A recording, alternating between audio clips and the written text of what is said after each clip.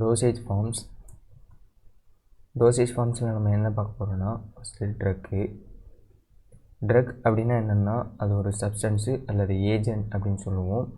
அது எதுக்காக யூஸ் ஆகுது அப்படின்னா, நம்ம பாடியில் உள்ள நோயை டயக்னோஸ் அதாவது கண்டுபிடிக்கிறதுக்காகவோ அல்லது அந்த டிசீஸை ட்ரீட் பண்ணுறதுக்காகவோ க்யூர் பண்ணுறதுக்காகவோ அது வராமல் தடுக்கிறதுக்காகவோ யூஸ் ஆகக்கூடிய ஒரு சப்ஸ்டன்ஸ் தான் ட்ரக்கு.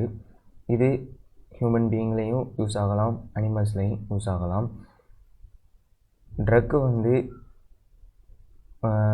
அதனுடைய ஒரிஜினல் ஸ்டேட்லேயும் அட்மினிஸ்ட்ரேஷன் நம்ம எடுத்துக்கலாம் அல்லது க்ரூடாகவும் நம்ம எடுத்துக்கலாம். க்ரூட் அப்படின்னா என்னென்னா, இயற்கையிலேருந்து கிடைக்கக்கூடிய ஒரு இயற்கையிலேருந்து அப்படி நம்ம சாப்பிட்டோம்னு சொன்னால் அது க்ரூட் அப்படின்னு சொல்லுவாங்க. உதாரணத்துக்கு இந்த துளசி இந்த மாதிரி லீஃபு அந்த மாதிரிலாம் நம்ம எடுத்துக்கிட்டோம்னு சொன்னால் அது க்ரூட் ட்ரக் அப்படின்னு சொல்லுவாங்க. ஒரிஜினல்னால் அதை அப்படியே செப்பரேட் பண்ணி அந்த ட்ரக்கை மட்டும் தனியாக எடுத்து அதனுடைய ஒரிஜினல் ஃபார்மில் நம்ம அட்மினிஸ்ட்ரேஷனாக நம்ம எடுத்துக்கிறது அப்படி பண்ணோன்னு சொன்னால் அதை ஒரிஜினல்னு சொல்லுவாங்க. ஒரிஜினலாகவோ க்ரூடாகவோ நம்ம ட்ரக்கை எடுத்துக்கலாம். இந்த அட்மினிஸ்ட்ரேஷன் டிஃப்ரெண்ட் வெரைட்டியாக நம்ம பண்ணுறதுக்காக தான் டிஃப்ரெண்ட் டோசேஜ் ஃபார்ம்ஸில் நம்ம கொடுத்துருக்காங்க. நம்மளுடைய ஃபார்மேஷனை அதாவது ஒரு ட்ரக்குன்னு நம்ம ப்ரிப்பேர் பண்ணுறோன்னா அதுதான் ஃபார்முலேஷன். அந்த ஃபார்முலேஷனை நம்ம எடுத்துக்கிறதுக்குன்னு அது டோசேஜ் ஃபார்ம்ஸ் டிஃப்ரெண்ட் டோசேஜ் ஃபார்ம்ஸில் நமக்கு தந்திருப்பாங்க. ஆக்டிவ் ஃபார்மசூட்டிக்கல் இன்க்ரீடியன்ட் அதாவது ஆக்டிவ் ட்ரக் சப்ஸ்டன்ஸ். நம்ம ஒரு ட்ரக்கு ஒரு டோஸ் அப்படின்னு எடுக்கிறோன்னு சொன்னால் அதில் ட்ரக்கு மட்டும் இருக்காது, மருந்து மட்டும் இருக்காது, மெடிசின் மட்டும் இருக்காது. அதோடு சேர்ந்து அது கெட்டு போகாமல் இருக்கிறதுக்கு, அது ஸ்பாயில் ஆகாமல் இருக்கிறதுக்கு, அது எந்த இடத்துல போய் ரிலீஸ் ஆகணும் அப்படிங்கிறதுக்கு தக்கன நிறைய சப்ஸ்டன்ஸ் ஆட் பண்ணுவாங்க. அப்போது நிறைய சப்ஸ்டன்ஸ் நான் ட்ரக் சப்ஸ்டன்ஸும் இருக்கும், ட்ரக்கும் இருக்கும். அப்படி அந்த ட்ரக் இருக்கக்கூடிய இதை நம்ம என்ன சொல்லுவோம் அப்படின்னா ஏபிஐ அப்படின்னு சொல்லுவோம். ஆக்டிவ் ஃபார்மசூட்டிக்கல் இன்க்ரீடியன்ட் அப்படின்னு சொல்லுவோம். நம்மளுடைய டோஸில் எந்த ஒரு இன்க்ரீடியன்ட் ஃபார்மசூட்டிக்கல் எஃபெக்ட் இருக்குதோ, அதாவது க்யூர் பண்ணுறதுக்கோ டயக்னோஸ் பண்ணுறதுக்கோ ட்ரீட் பண்ணுறதுக்கோ பவர் இருக்குதோ அந்த சப்ஸ்டன்ஸுக்கு பேர் ஆக்டிவ் ஃபார்மசூட்டிக்கல் இன்க்ரீடியன்ட் ஏபிஐ அப்படின்னு சொல்லுவாங்க. இந்த கெமிக்கல் காம்பவுண்ட்ஸுக்கு மட்டும்தான் ஃபார்மகாலஜிக்கல் இன்டென்டட் எஃபெக்ட் அதாவது ஃபார்மகாலஜிக்கல் எஃபெக்ட் இருக்கும். க்யூர் பண்ணுறதுக்கு டயக்னோஸ் பண்ணுறதுக்கு டிசீஸை ப்ரிவெண்ட் பண்ணுறதுக்கு பவர் இருக்கும், கெப்பாசிட்டி இருக்கும். அதுக்கு பேர் தான் ஏபிஐ. டோசேஜ் ஃபார்ம்ஸ் அப்படின்னா என்னென்னா, நம்ம மேலே பார்த்த மாதிரி ட்ரக்குன்னு சொன்னால் நிறைய விஷயங்கள் இருக்கும், மெடிசின் மட்டும் இருக்காது அப்படின்னு நம்ம சொன்னோம்ல. அதில் நம்ம ட்ரக் மாலிகுல்ஸை ஒரு கேரி பண்ணக்கூடிய சப்ஸ்டன்ஸ் தான் டோசேஜ் ஃபார்ம்ஸ்.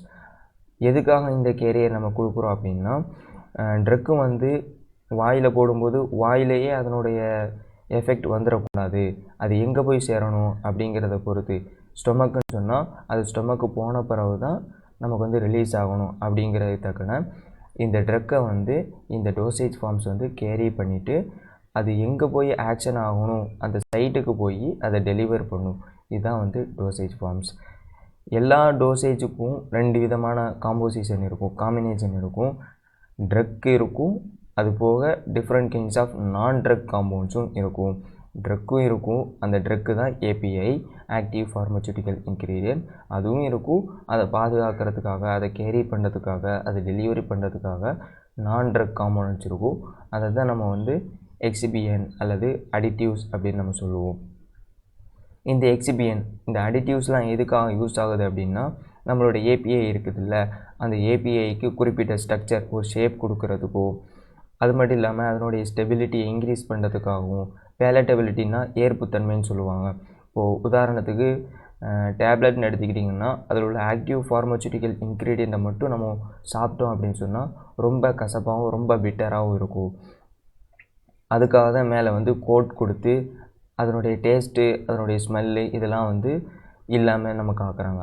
உதாரணத்துக்கு டானிக்கு சிரப்பு அதெல்லாம் எடுத்துக்கிட்டிங்கன்னா அதெல்லாம் சாதாரணமாக அந்த ஃப்ளேவரிங் ஏஜெண்ட்டு ஸ்வீட்டனிங் ஏஜெண்ட் இதெல்லாம் ஆட் பண்ணாமல் நம்ம சாப்பிட முடியாது. அப்போது அதனுடைய ஸ்வீட்டனிங் ஏஜெண்ட்டு ஃப்ளேவரிங் ஏஜென்ட் இதெல்லாம் நம்ம ஆட் பண்ணுறதுக்கான காரணம் என்னென்னா அதை ஈஸியாக நம்ம எடுத்துக்கணும், அதனுடைய ஏற்புத்தன்மை ஈஸியாக நம்ம ஏற்றுக்கிடணும் அப்படிங்கிறதுக்காக.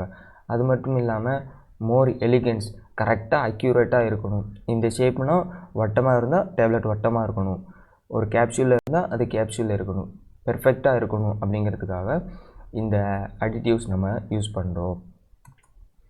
எதுக்காக நம்ம டோசேஜ் ஃபார்ம்ஸ் யூஸ் பண்ணுறோம், அதனுடைய நீட் என்னென்னலாம் அந்த டோசேஜ் ஃபார்ம் நமக்கு தருது, அக்யூரேட் டோஸை நமக்கு தருது. கரெக்டாக ஒரு டேப்லெட்னால் 500 mgனா அது 500 mg தான் உள்ள ஆக்டிவ் ஃபார்மசூட்டிக்கல் இன்க்ரீடியன்ட் இருக்கும். சப்போஸ் நம்ம அதை பவுடராக எடுத்தோன்னு சொன்னோம்னா அது நமக்கு அக்யூரேசியாக இருக்காது. 500 கிராம் இஞ்சி நீங்கள் சாப்பிடுங்க அப்படின்னு டாக்டர் சொன்னார்னா நம்மளால் கரெக்டாக அந்த பவுடரை 500 கிராமுக்கு 500 mgக்கு கன்வெர்ட் பண்ணி நம்மளால் சாப்பிட முடியாது. அதனால தான் நமக்கு டோசேஜ் ஃபார்ம்ஸ் யூஸ் ஆகுது அக்யூரேட் டோஸ்க்கு. அது மட்டும் இல்லாமல் சில ப்ரொடெக்ஷனுக்கு, உதாரணமாக நம்ம கோட்டடு டேப்லெட்ஸு, சீல்டு ஆம்பல்ஸ்லாம் பார்த்துருப்போம். டேப்லெட்டுக்கு மேலே ஒரு மாதிரி ரெட் கலரில் எல்லோ கலரில் கோட் இருக்கும்.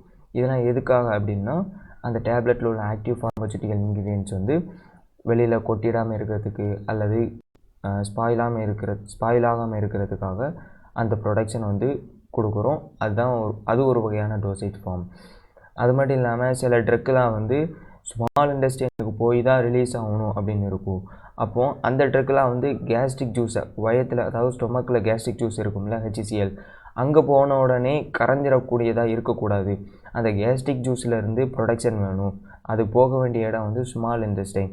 என்ட்ரிக் அப்படின்னாலே ஸ்மால் இண்டஸ்ட்ரைன் ஞாபகம் வச்சுக்கோங்க, மேபி பின்னாடி படிக்கிறதுக்கு யூஸ் ஆகலாம். அப்போது அந்த இண்டஸ்ட்ரியனுக்கு போய் தான் ட்ரக் ரிலீஸ் ஆகணும் அப்படின்னு வரும்பொழுது கேஸ்ட்ரிக் ஜூஸ்லேருந்து ப்ரொடக்ஷன் வேணும். அதுக்காக தான் என்ட்ரிக் கோட்டடு டேப்லெட்ஸ் அப்படின்னு ஒன்று கொடுப்பாங்க. அது மாதிரி நம்ம மேலே சொன்ன மாதிரி அதனுடைய டேஸ்ட்டு ஆர்டர் பிட்டராகவோ கசப்பாகவோ இருந்துச்சுன்னு சொன்னால், ஏற்புத்தன்மை இல்லாமல் இருந்துச்சுன்னு சொன்னால் அதை நம்மளால் சாப்பிட முடியாது. அப்போ அந்த டேஸ்ட்டையும் ஆர்டரையும் மாஸ்கிங் பண்ணுறதுக்காக நம்ம இந்த டோசேஜ் ஃபார்ம்ஸ் யூஸ் பண்ணுறோம். அது மட்டும் இல்லாமல் நம்ம சில ட்ரக்கெலாம் நம்மளுடைய டைரெக்டாக டிஷ்யூஸில், வெயின்ஸில், மசில்ஸில் கொடுக்கறதுக்கான பாசிபிலிட்டிஸ் இருக்குது. உதாரணமாக இன்ஜெக்ஷன், ஐவி, ஐஎம் இந்த மாதிரிலாம் சொல்லலாம். இன்ட்ராவீனஸ், இன்ட்ராமஸ்குலர், இதுவும் ஒரு வகையான டோசேஜ் ஃபார்ம்ஸ். அது மட்டும் இல்லாமல் சில ட்ரக்கு உடனே ரிலீஸ் ஆகாமல் இருக்க, அதாவது நம்ம வாயில் போட்டு ஒரு மணி நேரத்திலே நம்ம பாடியை விட்டு ரிலீஸ் ஆகக்கூடியதாக இருக்கக்கூடாது. அவங்களுக்கு ரொம்ப நேரத்துக்கு அந்த ட்ரக்கோட எஃபெக்ட் நீடிக்கணும், சஸ்டெயின்டுனா ரொம்ப நேரத்துக்கு நீடிக்கணும் அப்படிங்கிறதுக்காக இந்த டோசேஜ் ஃபார்ம்ஸை நம்ம யூஸ் பண்ணுறோம். அது மட்டும் இல்லாமல் நம்மளுடைய பாடி கேவிட்டி, உதாரணமாக ரெக்டலு, வெஜைனல், இந்த மாதிரி சைட் மூலமாக நம்ம ட்ரக்கை இன்சர்ட் பண்ணுறதுக்கும் அதுக்கும் ஒரு வகையான டோசேஜ் ஃபார்ம்ஸ் நமக்கு தேவைப்படுது. நிறைய வகையான கிளாசிஃபிகேஷன் இருக்குது டோசேஜ் ஃபார்ம்ஸில். மூணு இருக்குது. அதாவது ஒன்று சாலிட் ஃபார்ம்னா டேப்லெட்டு இந்த மாதிரி சப்ஸ்டன்ஸ் சாலிடாக இருக்கிறதுனால அது சாலிட் ஃபார்ம் அப்படின்னு சொல்கிறோம். சில சப்ஸ்டன்ஸ் லிக்யூடாக இருக்கும், அதாவது அதை லிக்யூட் டோசேஜ் ஃபார்ம்ஸ் அப்படின்னு சொல்கிறோம். சில இது செமி சாலிடாகவும் இருக்காது, லிக்யூடாகவும் இருக்காது. உதாரணத்துக்கு சப்போசிட்டோரிஸ் நம்ம சொல்லலாம். செமி சாலிட் டோசேஜ் ஃபார்ம்ஸ்னு ஒன்று இருக்குது. சாலிட் டோசேஜ் ஃபார்ம்ஸில் ரெண்டெண்ணம் இருக்குது. ஒன்று யூனிட் டோசேஜ் ஃபார்ம், இன்னொன்று bulk dosage form. Unit dosage ஃபார்ம்ஸ்னால் ஒன்றா இருக்கும், தனித்தனியாக இருக்கும். 500 mgனா 500 mg மட்டும் இருக்கும். பல்க் டோசேஜ் ஃபார்ம்ஸ்னால் அப்படி இல்லை, ஒரு 1/2 kg தந்துடுவாங்க. 1/2 kgலேருந்து நம்ம கொஞ்சமாக எடுத்து நம்ம யூஸ் பண்ண அந்த மாதிரி இருக்கும். யூனிட் டோசேஜ் ஃபார்ம்ஸ்க்கு example tablet, capsules, powders, pills, இதெல்லாம் யூனிட் டோசேஜ் ஃபார்ம்ஸ். பவுடர்ஸ்னால் அந்த இனிமா, இந்த ஓஆர்எஸ் பவுடர், இந்த மாதிரிலாம் ஒரு பேக்கில் ஃபுல்லாக இருக்கும். 500 mgனா அதில் 500 mg மட்டும்தான் இருக்கும். அது ஒரு யூனிட்டாக இருக்கும். இது ஒன்று எடுத்தாலே நீங்கள் போதும், இந்த ஒரு டேப்லெட் போட்டாலே போதும், இந்த ஒரு கேப்சூல் காலையில் மதியம் போட்டாலே போதும் அப்படின்னு சொன்னாங்கன்னா அது யூனிட் டோசேஜ் ஃபார்ம் கீழே வரும். பல்க் டோசேஜ் ஃபார்ம்ஸில் இன்டர்னலும் இருக்குது, எக்ஸ்டர்னலும் இருக்குது. நம்ம இன்டர்னல் அப்படின்னு சொன்னால், அதாவது சாப்பிடக்கூடியது அப்படின்னு சொன்னால் அது ஃபைன் பவுடர்ஸாக இருக்கலாம். உதாரணத்துக்கு ஹார்லிக்ஸு, பூஸ்ட்டு, இந்த மாதிரிலாம் இதெல்லாம் பல்க் டோசேஜ் ஃபார்ம்ஸில் வரும். நம்ம ஒரு நாள்லையே பாக்ஸை ஃபுல்லாக தட்டி நம்ம காலியாக்கிட மாட்டோம். கொஞ்சமாக ஒரு நாளைக்கு 2 ஸ்பூனு அந்த மாதிரி தான் நம்ம யூஸ் பண்ணுவோம்.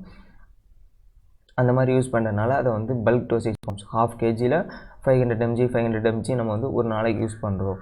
அந்த மாதிரி இருந்துச்சுன்னு சொன்னால் அது இந்த பல்க் கேட்டகரியில் வரும். அதில் எக்ஸாம்பிள் ஃபைன் பவுடர்ஸாக இருக்கும்.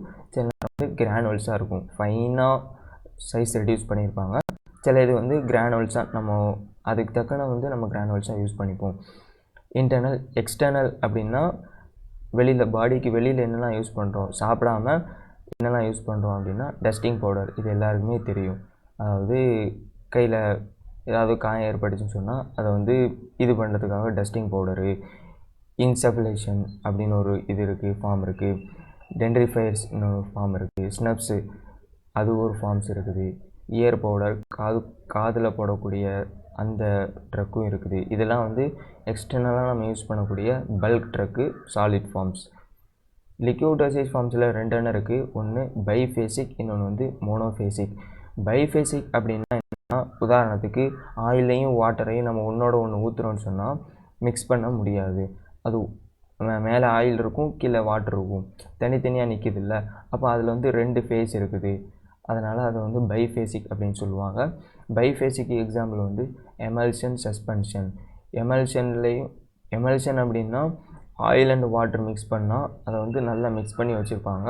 நம்ம யூஸ் பண்ணுறதுக்கு முன்னாடி ரெண்டுமே செப்பரேட்டாக இருக்கும். யூஸ் பண்ணும்போது நல்லா ஷேக் பண்ணி நம்ம யூஸ் பண்ண வச்சோன்னா 2 மிக்ஸ் ஆகி நம்ம வந்து அதை எடுத்துக்கலாம். இது வந்து எமல்ஷன்.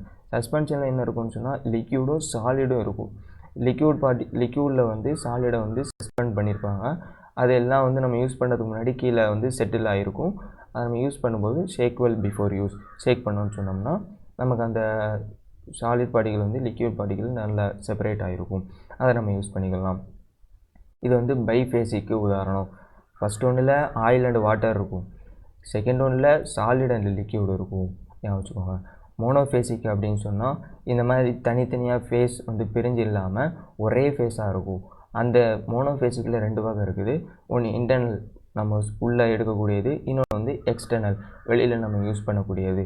உதாரணத்துக்கு சிரப்ஸ் எல்லாருக்குமே தெரியும். சிரப்ஸ்ன்னு சொன்னால் ஒரு சுகர் சொல்யூஷனில் நம்ம ஆக்டிவ் ஃபார்மசூட்டிக்கல் இன்க்ரீடியண்ட்டை ஆட் பண்ணியிருப்போம். இதில் வந்து 2 ஃபேஸ் பிரியறதுக்கான வாய்ப்பு இல்லை. அப்போ இது வந்து மோனோஃபேசிக்கில் வரும். எலிக்சரு, லிங்டஸு இந்த மாதிரி விஷயங்கள்லாம் ட்ராப்ஸ் வந்து நம்ம ஐயில் யூஸ் பண்ணுவோம். சில நேரங்களில் இந்த போலியோ சொட்டு மருந்துலாம் யூஸ் பண்ணுறோம்ல, இதெல்லாம் வந்து மோனோஃபேசிக்கில் வரும். எக்ஸ்டர்னல் அப்படின்னு சொன்னால் வாய்க்குள்ளே எடுக்காமல் வெளியில் லினமெண்ட்ஸ், அதாவது எப்படி சொல்ல, டைகர் பாமு, ஜண்டு பாமு, அயோடக்ஸு, இதெல்லாம் வந்து லினமெண்ட்ஸ் அப்படின்னு சொல்லுவாங்க. இது வந்து எப்படி சொல்ல, சில ஆயிலெலாம் இருக்கும், கையில் வந்து வலி இருந்துச்சுன்னு சொன்னால் அந்த ஆயில் மாதிரி ஒரு சப்ஸ்டன்ஸ் இருக்கும். அதை தேய்ச்சேன்னு சொன்னோம்னா நமக்கு வந்து நல்ல அந்த பெயின் தெரியாது. அதை மாதிரி யூஸ் பண்ணக்கூடிய இதான் வந்து லினமெண்ட்ஸு. அது எக்ஸ்டர்னல் யூஸுக்கு வருது. லோஷன்ஸ் நமக்கு தெரியும். கார்கில்ஸ், இதை வந்து நம்ம உள்ளே எடுக்கலை, தொண்டையில் மட்டும் வச்சுட்டு கார்கில் பண்ணிவிட்டு நம்ம வெளியில் இது பண்ணிடுவோம். அதனால் அது வந்து எக்ஸ்டர்னலில் வருது. த்ரோட் பெயின்ஸ், இது வந்து ஒரு வகையான கொஞ்சம் டிஃப்ரெண்ட் ஆகும். என்னென்னா நம்ம தொண்டையில், அதாவது நம்ம த்ராட்டில் வந்து அந்த சப்ஸ்டன்ஸை எடுத்துகிட்டு போய் பெயிண்ட் மாதிரி லேசாக அந்த ப்ரெஷ்ஷை வச்சு இது பண்ணுவாங்க. அது ஒரு டோசேஜ் ஃபார்ம்ஸ். இப்போ இருக்கா என்னன்னு தெரியலை. அது மாதிரி மவுத் வாஷ் அப்படின்னா வாயில் வச்சுட்டு நம்ம இது பண்ணுறது தானே, ஸ்பிட் பண்ணுறது தானே. அது வந்து எக்ஸ்டர்னல் தான், மோனோஃபேசிக்கில் வருது. Sprays, eye lotion, eye drops, nasal drop, இது எல்லாமே வந்து எக்ஸ்டர்னலாக நம்ம யூஸ் பண்ணக்கூடிய monophasic liquid dosage forms. Semi solid அப்படின்னா 2க்கும் நடுவில் இருக்கக்கூடிய ஒரு ஸ்டேட் அப்படின்னு சொன்னோம். அதுவும் இன்டர்னலாகவும் இருக்குது, எக்ஸ்டர்னலாகவும் இருக்குது. இன்டர்னல் அப்படின்னு சொன்னால் சப்போசிட்டோரிஸ், நம்ம சின்ன குழந்தைகளுக்கெல்லாம் ரெக்டல் வழியாக வந்து சரியாக ஃபீக்கஸ் வந்து வெளியாகலை அப்படின்னு சொன்னோம்னா இதை வந்து யூஸ் பண்ணுவாங்க. அதை மாதிரி பெசேரிஸ், இது வந்து வெஜைனலில் யூஸ் பண்ணக்கூடிய ஒரு ட்ரக் டோசேஜ் ஃபார்ம். எக்ஸ்டர்னல் அப்படின்னு சொன்னால் ஆயின்மெண்ட்டு, க்ரீம்ஸு, பேஸ்ட்டு, ஜெல்லிஸு, இதெல்லாம் பார்த்தீங்கன்னு சொன்னால் லிக்யூடாக இருக்காது, சாலிடாகவும் இருக்காது, 2க்கும் நடுவில் கொலாய்டல் ஸ்டேட்டில் இருக்கும். க்ரீம்ஸு, பேஸ்ட்லாம் நம்ம கோல்கேட் பேஸ்ட்டு, பெப்சோடன்ட் நம்ம காலையில் யூஸ் பண்ணுறது. க்ரீம்ஸ் அப்படின்னா ஃபேஸ் க்ரீம்ஸு இந்த மாதிரி. ஆயின்மெண்ட் அப்படின்னா நமக்கு தெரியும்.